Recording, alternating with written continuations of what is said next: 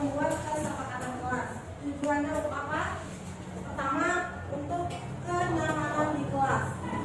Yang kedua, untuk mendisiplinkan kalian semua. Terus lagi tujuannya adalah semua merasa nyaman, aman, damai di kelasnya. Nah, untuk itu kesepakatan kelas ini akan dibagikan dengan sticky note ini. Kalian yang akan menuliskan apa saja kesepakatan kelas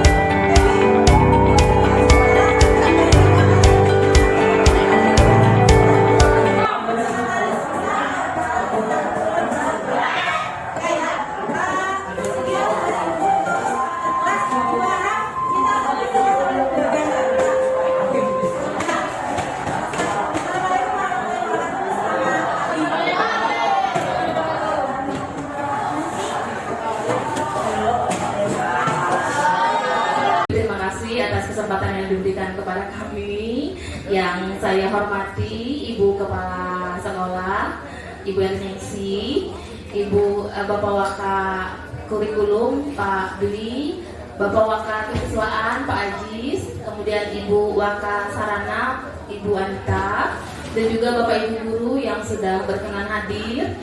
Bersama-sama kami berempat di sini sebagai calon guru penggerak. Kami di sini akan menyampaikan materi terakhir kami Bapak Ibu terkait dengan pengimbasan modul 1 kami yang sudah sedikit lagi kami selesaikan modul 1. Jadi sekitar 2 bulan ya Bu Yuli ya kami menyelesaikan modul 1 di kegiatan pendidikan guru penggerak. Dan hari ini kami berempat ini saling berkolaborasi untuk menyampaikan kembali apa yang sudah kami dapatkan dari modul 1 selama pendidikan guru penggerak. Baik Bapak Ibu, mohon izin kami mengambil waktu untuk rapat hari ini. Jadi kami berempat ini ada Bu Arbaya, Bu Yuliana, Pak Adi, dan saya sendiri Desi. Kami berempat ini akan mengimbaskan kembali terkait dengan budaya positif. Ini kami ambil budaya positif ini sesuatu yang harus diwujudkan di sekolah Bapak Ibu. Jadi ini adalah kolaborasi kami karena di SMP 1 punya 4 CGP dan kami kalau menyampaikannya satu persatu kan memerlukan waktu, sehingga kami pikir dan sudah kami konsultasikan dengan pengajar praktik kami boleh untuk melaksanakan pengimbasan budaya positif ini secara berkolaborasi. Jadi nanti kami masing-masing pribadi, masing-masing individu akan menyampaikan sesuai dengan ranah yang kami pahami, yang kami yang sudah kami bagi sesuai dengan penjelasan masing-masing dari kami. Baik Bapak Ibu, dan untuk saya sendiri, saya mendapatkan materi tentang kebutuhan dasar manusia. Nanti dilanjutkan oleh Bu Yuliana tentang keyakinan kelas. Selanjutnya nanti dengan Pak Adi tentang 5 posisi kontrol, dan terakhir sama Bu Arbaya tentang restitusi Bapak Ibu. Baik, kita mulai tentang budaya positif dulu. Nah, kita SMP 1 merupakan sebuah wadah yang tujuannya adalah untuk mencapai pendidikan tentunya. Nah, karena itu sekolah harus menyediakan lingkungan yang mendukung agar setiap warganya dapat membangun karakter positif dan mengembangkan potensi akademik dan juga non akademik dengan optimal seperti visi sekolah kita, Bapak Ibu ya. Nah, bagaimana menciptakan lingkungan yang aman dan nyaman melalui budaya positif tadi? Salah satunya yang akan saya sampaikan adalah tentang kebutuhan dasar manusia. Yang pertama Bapak Ibu, boleh langsung di slide next.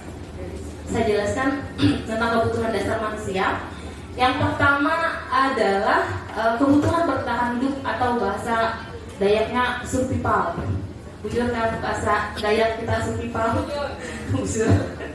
Nah, kebutuhan bertahan hidup Bapak Ibu. Nah, kebutuhan bertahan hidup ini terbagi atas 2. Bisa kebutuhan secara bersifat fisiologis, bisa bersifat biologis. Kalau fisiologis artinya berkaitan dengan fisik kita. Kalau misalnya ada anak yang tidak membawa bekal dari rumah, berarti kebutuhannya apa Bapak Ibu? Perlu apa? Butuh apa? Butuh nasi. Berarti butuh makan. Oke. Nah, kemudian kalau misalnya kita berkembang biak,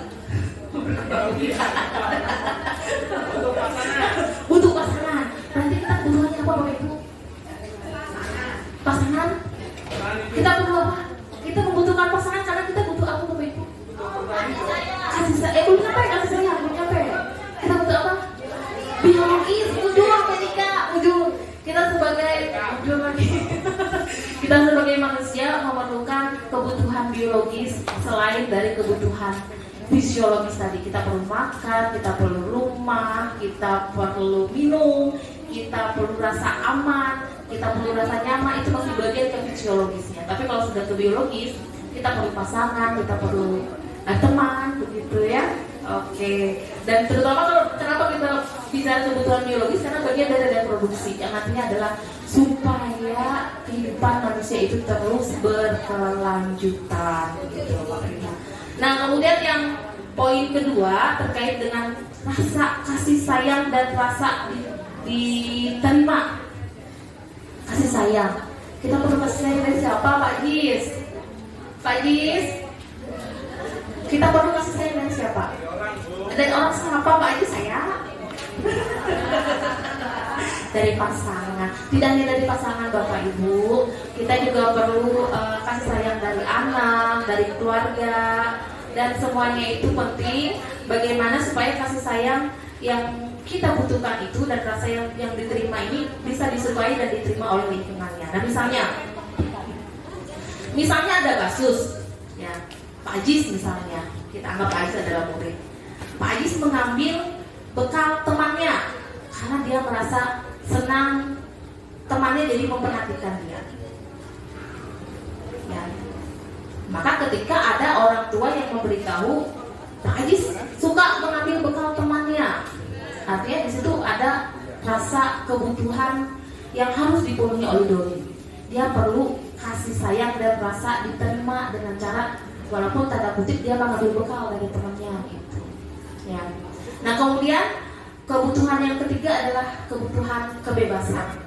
Kebutuhan kebebasan misalnya kasusnya adalah Doni, dia membawa bekal yang sama, tetapi dia pengen nyicip bekal temannya yang lain. Cicip punya Bu Yulia, cicip punya Bu Yolanda gitu ya. Jadi dia bebas nyomot gitu punya temannya. Dia senang mencoba hal-hal yang baru. Karena dengan rasa itu si Pak Ajis, tadi mana Pak Ajis tidak? Belum ada, seperti dia. Nah, Pak Ajis tadi adalah memenuhi kebebasannya dalam hidupnya dengan mencicipi makanan dari teman-teman yang lain. Kemudian wujud kesenangan, senang dia misalnya Pak Haji senang butil temannya, sering cubit begini, ya ada rasa kesenangan ya, colek-colek atau suka colek-colek buku temannya, ada rasa kesenangan yang muncul dari diri si murid ini, gitu ya, yang berusaha memenuhi kebutuhannya tersebut. Dan yang terakhir adalah penguasaan akan kemampuannya.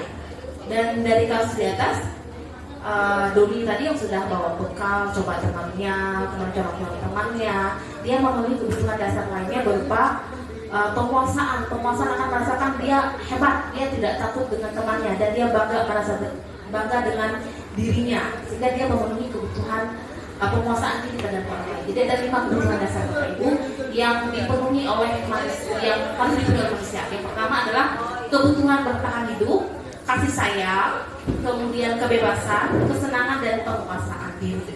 Nah, kesemuanya ini bila seseorang melanggar satu saja dari nilai ini, maka dia akan gagal memenuhi kebutuhan hidupnya. Misalnya si Pak Ajis karena nggak bawa bekal misalnya, nah sampai sore kira-kira nanti Pak Ajis bisa tahan nggak gitu karena memenuhi kebutuhan hidupnya Bapak Ibu. Maka kelima poin ini itu harus dipenuhi oleh seseorang supaya apa?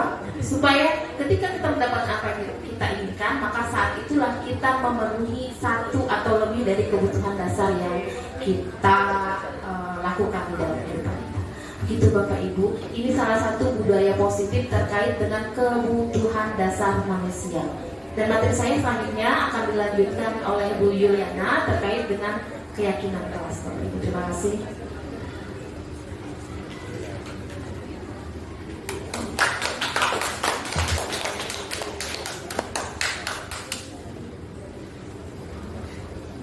Ya, terima kasih Bu Desi dan Bapak Ibu guru hebat yang di sini sudah meluangkan waktunya sehingga kami bisa menyampaikan beberapa materi yang berbagi. Nah, di sini saya akan melanjutkan masih dengan budaya positif, yaitu dengan nilai kebajikan dan keyakinan kelas.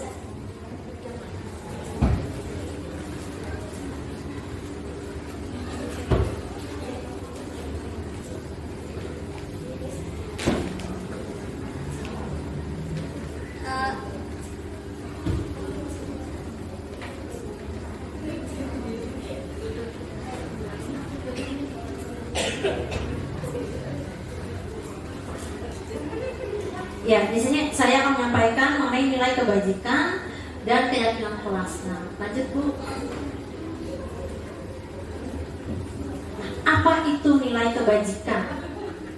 Nah, yang kita ketahui sudah kita ketahui bersama, nilai kebajikan itu adalah prinsip moral dan etika yang membimbing individu dalam menjalani kehidupan sehari-hari. Jadi kita, ya, boleh lanjut Bu, next. Nah, di sini ada beberapa nilai kebajikan, ya, sesuai dengan kurikulum Merdeka. Kita menerapkan ada yang namanya profil pelajar Pancasila, yang ada 6 dimensi, antara lain beriman, bertakwa kepada Tuhan Yang Maha Esa, ada mandiri, bernalar kritis, berkebinekaan global, kreatif, dan bergotong royong. Itu antara lain adalah nilai kebajikan. Nah, di yang lainnya juga ada dari IBO, Primary Years Program, itu juga mereka menyebutkan beberapa nilai kebajikan, ada toleransi, rasa hormat, integritas, mandiri, menghargai, antusias, empati, keingintahuan, kreativitas, kerjasama, percaya diri, dan komitmen.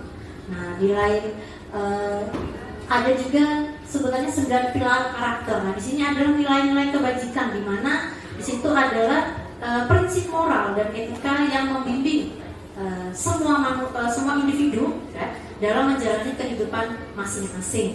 Nah, kemudian next. Nah, di sini ada yang dinamakan dengan keyakinan kelas atau keyakinan sekolah. Apa itu keyakinan kelas? Ya, apakah keyakinan kelas dan peraturan kelas itu sama? Nah, kemudian di sini ada juga pertanyaan, mengapa kita memiliki peraturan tentang penggunaan helm pada saat mengendarai kendaraan roda 2 atau motor? Ada pula pertanyaan, mengapa kita harus membuang sampah di tempat sampah? Nah, kira-kira Bapak Ibu, jika disuguhkan gitu dengan pertanyaan seperti ini, apa jawaban Bapak Ibu? Oke, next. Iya. Nah, jadi di sini keyakinan kelas dan peraturan kelas sama itu tidak sama ya Bapak Ibu ya. Nah, kemudian jika ada pertanyaan mengapa kita memiliki peraturan tentang penggunaan helm, ya kemungkinan Bapak Ibu akan menjawabnya, mengapa kita kalau menggunakan motor harus menggunakan helm? Nah, kemungkinan Bapak Ibu pasti menjawabnya untuk keselamatan. Nah, kemudian kalau misalnya ada pertanyaan mengapa kita harus membuang sampah pada tempatnya, kemungkinan besar adalah untuk kebersihan. Nah, untuk keselamatan dan untuk kebersihan inilah yang disebut dengan keyakinan. Nah, di mana jika kita meyakini sesuatu, ya, nilai kebajikan yang kita yakini, ya, akan memotivasi diri seseorang itu dari dalam, sehingga seseorang itu akan lebih tergerak, ya, dan bersemangat untuk menjalankan keyakinannya daripada hanya sekedar mengikuti serangkaian peraturan tertulis tanpa makna. Misalnya seperti ini, jika saya sudah meyakini bahwa menggunakan helm saat berkendara, ya bermotor itu merupakan keselamatan, jadi dimanapun saya menggunakan motor, makanya misal saya perlu beli sayur di depan gang rumah saya saja, karena saya meyakini bahwa menggunakan helm itu adalah untuk keselamatan, saya akan memakai. Nah, karena itu ada dalam diri saya. Nah, tapi kalau misalnya kita tidak meyakini bahwa menggunakan helm itu bukan keyakinan, ya, tidak meyakini itu untuk keselamatan, cuma peraturan misalnya, pasti kita akan nggak ada polisi juga, ya, cuma keluarga. Nah, seperti itu. Sama dengan halnya dengan kita membuang sampah. Kalau kita meyakini bahwa membuang sampah itu adalah untuk kebersihan, dimanapun kita berada, pasti kita akan meyakini, ya, kita akan termotivasi, kita akan tergerak, ya. Kalau kita membuat sampah, misalnya memakan kemasan, memakan permen, pasti kita akan mencari tempat sampah, karena kita meyakini bahwa itu adalah untuk kebersihan. Lain halnya kalau seseorang tersebut tidak memiliki keyakinan untuk kebersihan tersebut, ya, jadi dia akan membuang sampah dimanapun dia berada. Nah, next Bu.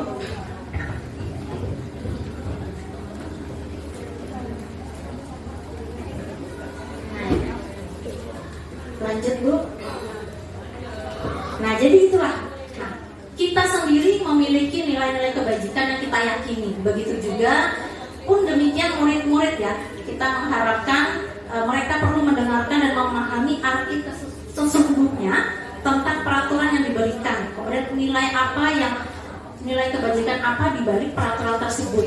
Nah, sehingga mereka mampu ya, bukan hanya menaati tapi menjalankan peraturan atau keyakinan yang sudah disepakati bersama. Nah, adapun di sini untuk membentuk keyakinan sekolah atau kelas, ya, kita kalau sebagai guru kita harus di dalam kelas itu kita harus mempunyai keyakinan kelas. Nah, baik wali kelas ataupun guru mata pelajaran masing-masing, ya, untuk kita bisa menerapkan disiplin positif pada kelas kita harus membuat keyakinan kelas ini, di mana keyakinan kelas ini bersifat abstrak, ya, lebih abstrak daripada peraturan kelas, daripada peraturan. Biasanya kalau peraturan ini lebih rinci dan konkret. Nah, kemudian keyakinan kelas ini berupa pernyataan universal. Nah, kemudian keyakinan kelas ini senantiasa harus dibuat dalam bentuk positif. Nah, kemudian hendaknya tidak terlalu banyak sehingga mudah diingat dan dapat dipahami oleh semua warga kelas. Kemudian keyakinan kelas sebaiknya sesuatu yang dapat diterapkan di lingkungan. Kemudian semua warga sekolah hendaknya ikut berkontribusi dalam pembuatan keyakinan kelas lewat kegiatan curah pendapat. Dan yang terakhir, nah, keyakinan kelas ini dapat ditinjau kembali, ya, dari waktu-waktu. Nah, jadi misalnya dari kita mengajar itu lebih baiknya itu kita membuat keyakinan kelas ini di awal kita mengajar. Nah, jadi setiap siswa diminta untuk, misalnya saya pelajaran bahasa Indonesia, anak-anak kalian dalam pelajaran bahasa Indonesia kira-kira kelas yang seperti apa yang kalian inginkan, kelas seperti apa yang kalian harapkan. Kemudian anak-anak mungkin bisa membuat atau menuliskan harapannya di papan tulis, ya. Kalau misalnya mau sedikit bermodal, ya, bisa menggunakan sticky note seperti ini, ya, ditulis mereka masing-masing kemudian ditempelkan. Nah, kemudian setelah itu baru disepakati bersama kira-kira apa saja yang sudah disepakati dalam kesepakatan tersebut. Nah, contohnya misalnya next dulu. Nah, contohnya di sini misalnya kesepakatan kelas 7-9. Nah, tadi kita dikatakan bahwa hendaknya merupakan pernyataan yang positif. Jadi diupayakan menggunakan kata-kata positif atau tidak menggunakan kata tidak atau jangan. Misalnya berdoa saat memulai dan mengakhiri kegiatan, kemudian datang tepat waktu. Nah, itu positif, ya. Kalau negatifnya kan jangan terlambat. Nah, itu ada kata jangan, ada kata tidak, itu dihindari. Jadi sehingga diminta untuk menggunakan kata-kata positif seperti menjaga kebersihan diri dan lingkungan, menjaga kesopanan tutur kata dan perilaku, kemudian saling menghargai dan menghormati, kemudian menjaga ketertiban kelas. Ini contoh. Nah, dari setiap kelas kan muridnya misalnya 30, pasti ada 30 harapan yang mereka inginkan. Kemudian guru bersama siswa menyepakati. Nah, setelah sepakat berarti semua siswa, jadi semua warga kelas tersebut harus meyakini dari kesepakatan ini, ya.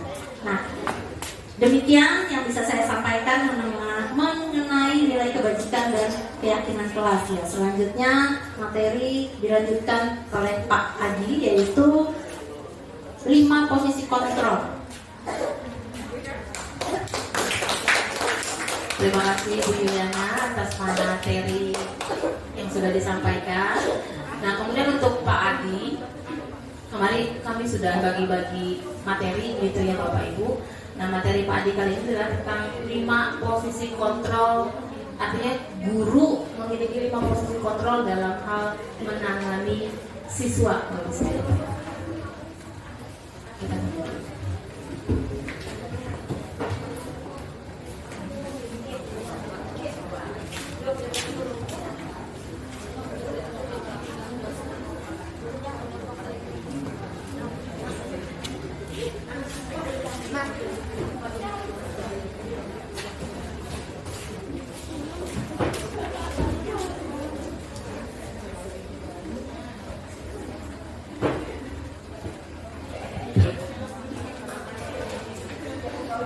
Baik, selamat siang menjelang sore semua.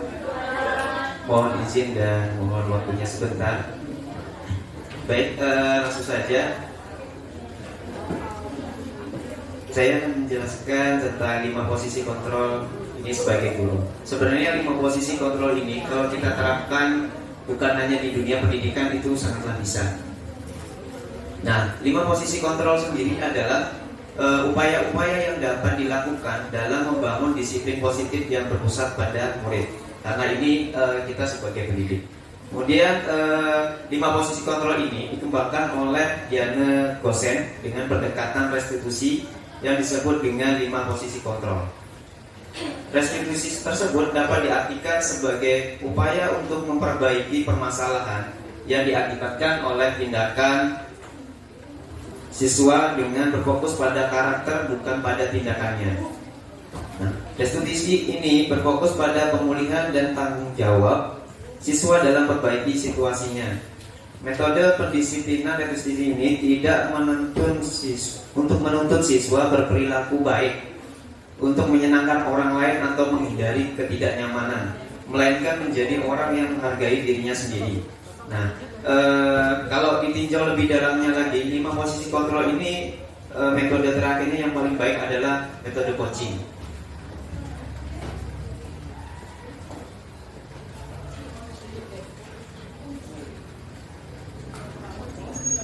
Baik, ada 5 posisi kontrol yang harus diketahui. Yang pertama adalah sebagai penghukum. Contohnya adalah kata-katanya seperti kamu selalu saja salah, kamu sih. Nah, itu biasa menjadi penghukum dia posisinya. Kemudian yang kedua adalah sebagai pembuat merasa bersalah.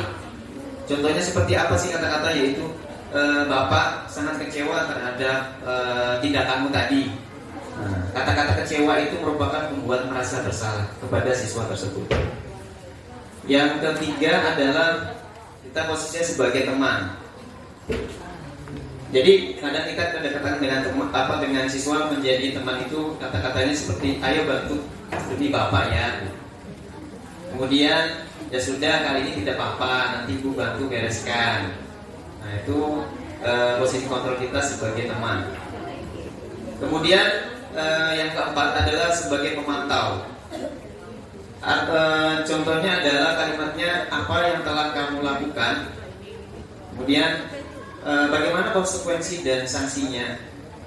Itu adalah contoh dari kalimat pemantau. Yang terakhir adalah sebagai manajer. Nah, untuk posisi 5 kontrol ini yang paling terakhir adalah sebagai manajer. Manajer ini apa? Yaitu tadi penerapan dari coaching. Nah, bagaimanakah kalimatnya?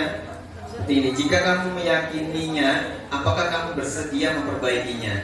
Nah, jadi kita itu meminta murid tersebut untuk bagaimana memikirkan cara perbaikan yang terbaik tanpa dia melakukan merasa dihukum ataupun merasa bersalah.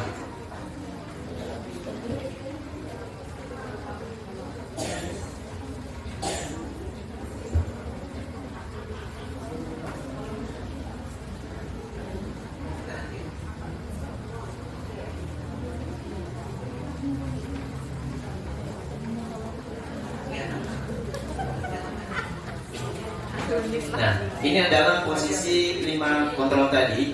Yang pertama, penghukum itu motivasi eksternal. Kemudian pembuat orang merasa bersalah juga eksternal. Dan sebagai teman dan pantau juga motivasinya secara eksternal. Nah, walaupun ini identitasnya terlihat berhasil atau sukses dalam menjadi teman atau pemantau, tapi akibatnya siswa itu akan bergantung pada kita tanpa adanya dia melakukan perbaikan dengan motivasi dirinya. Nah, apabila kontrolnya sudah menjadi manajer dengan tadi menggunakan sistem coaching, maka dengan sendirinya siswa itu akan mengungkapkan bahwa oh seperti ini cara perbaikannya untuk permasalahan-permasalahan yang sudah dia lakukan.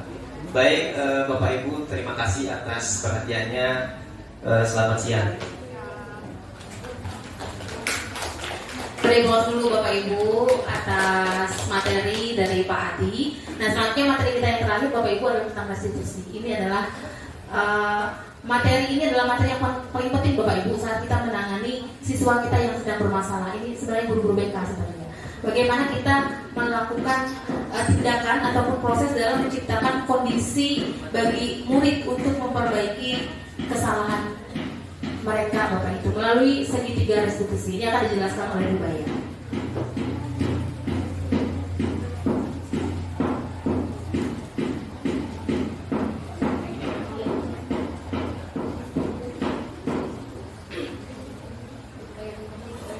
Ya, baik Bapak Ibu, terima kasih atas waktu dan kesempatannya.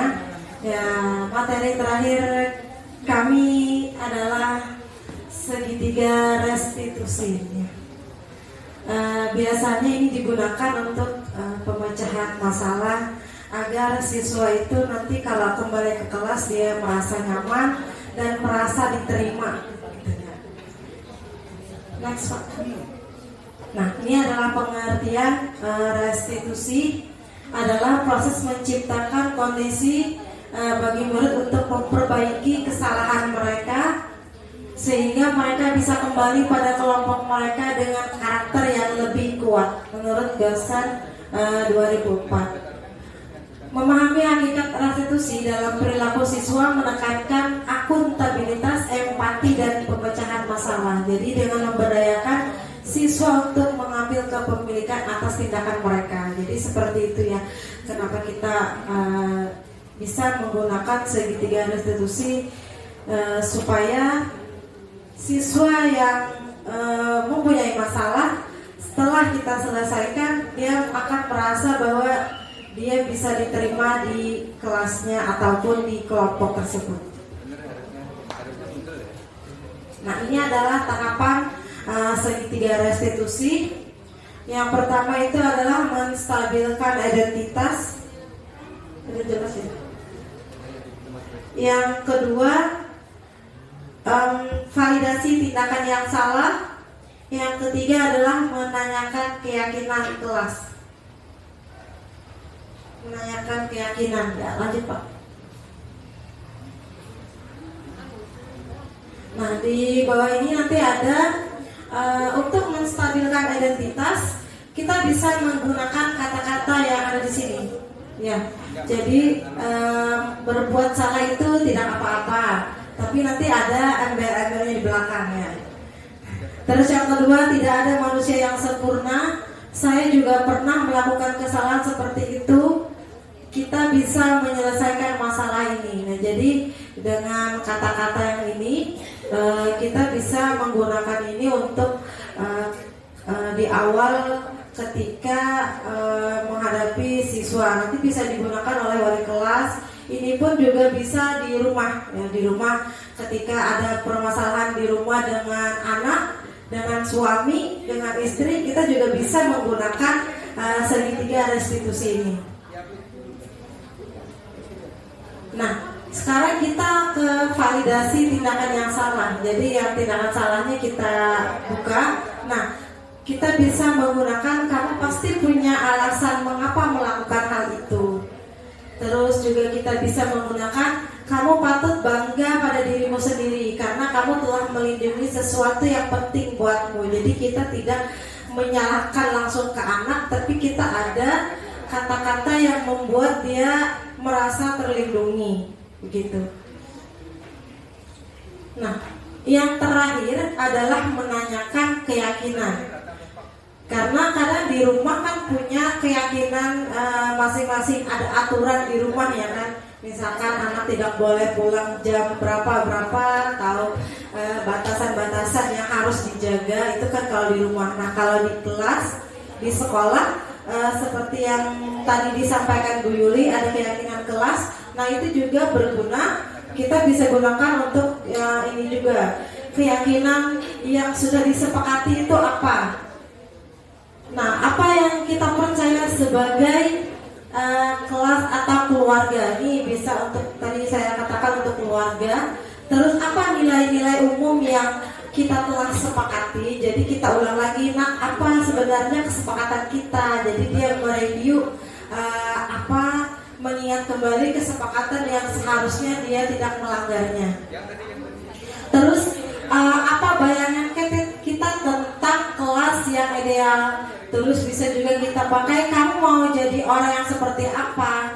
Nah, jadi itu adalah segitiga restitusi yang bisa digunakan baik dalam lingkungan sekolah, bisa juga di rumah. Ya, terima kasih Bapak Ibu yang sudah sedikiranya mendengarkan kami di sini berbagi. Dan saya kembalikan ke Bu Desi.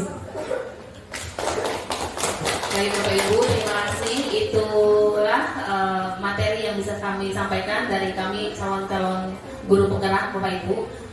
Jadi bisa memberikan pandangan bagi ibu-ibu muda, Wiwia, Wiwanda, ya bisa mengikuti nanti untuk gelombang pendaftaran yang berapa? Angkatan 12 ikut nanti, biar tahu gimana caranya membuat keyakinan kelas, bagaimana membuat restitusi. Ya begitu, rame ikut pendidikan guru penggerak begitu ya. Jadi nanti kalau misalnya ada siswa bermasalah jangan langsung, nah kamu tadi habis main bola di kelas, kamu tanggung jawab, itu kaca pecah, ganti. Dengan adanya pendidikan guru penggerak kita tahu bagaimana cara menangani siswa, supaya nanti siswa itu yang kita naikkan itu karakternya, biar dia tidak mengulangi kesalahannya. Begitu Bapak Ibu ya untuk budaya positif. Terima kasih Bapak Ibu sudah mengambil jam dan waktu mengajar Bapak Ibu. Sudah, oke. Terima kasih Bapak Ibu, sekian kami ucapkan. Selamat siang.